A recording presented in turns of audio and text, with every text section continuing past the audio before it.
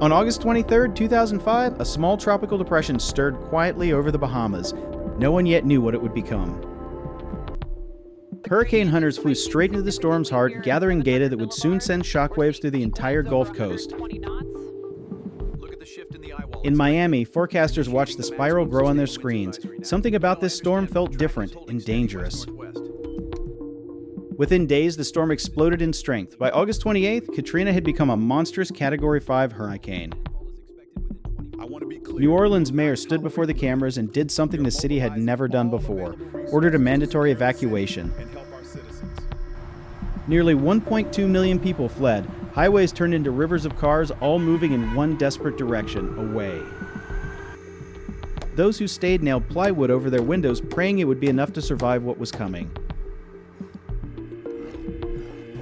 Store shelves emptied within hours. Water, batteries, canned food, gone. The city was bracing for the unknown. For those who had nowhere else to go, the Louisiana Superdome became the last refuge, a shelter of last resort. At dawn on August 29th, Hurricane Katrina made landfall near Burroughs, Louisiana, a Category 3 storm carrying Category 5 fury. A wall of water nearly 30 feet high slammed into the Mississippi coastline, erasing entire towns in a matter of minutes. Biloxi and Gulfport were flattened. Hotels, casinos, homes swept clean off their foundations as if they had never existed. In New Orleans, winds tore through the streets at over 100 miles an hour, ripping signs and roofs apart. Inside the Superdome, the roof itself began to fail. Rain poured in on thousands of terrified evacuees below. Is anyone helping us? Even a massive offshore oil rig was torn from its moorings, hurled by the surge into a bridge miles away. But the wind was never the real killer. At 5 in the morning, the Industrial Canal levee gave way. Then came the 17th Street Canal. A quarter-mile gash opened and the lake began pouring straight into the city.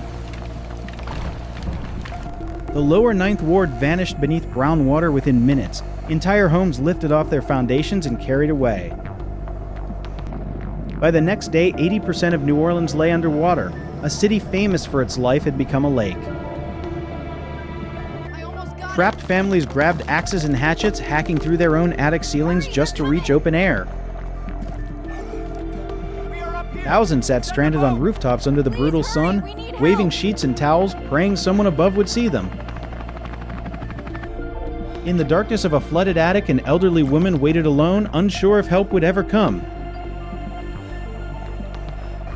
Streets that once carried traffic now carried floating cars, furniture, and the wreckage of thousands of shattered homes.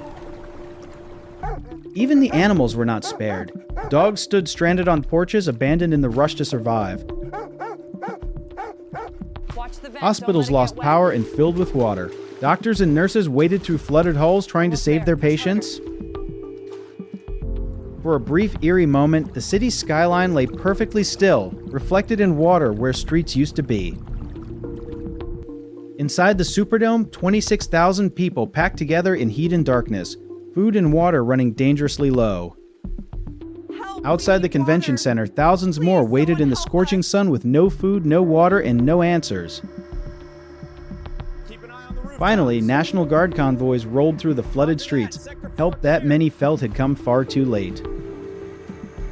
Coast Guard helicopters hovered over rooftops, lowering swimmers down to pull survivors from the rising water below.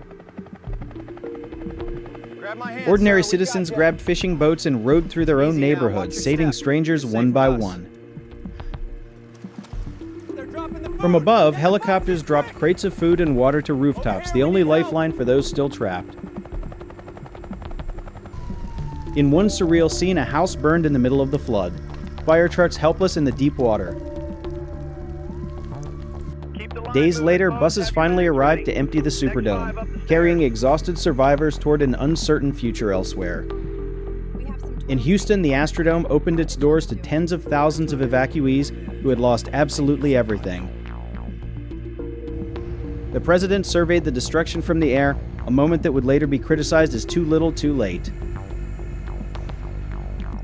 As the water finally receded, it left behind a dark scar on every wall, a permanent line marking how high it rose. Weeks later, the lower Ninth Ward remained a wasteland of collapsed homes, marked only by search and rescue spray paint. It's straight. But slowly, volunteers arrived with hammers and hope, determined to rebuild what the storm had tried to erase. Today, New Orleans stands again, scarred but standing.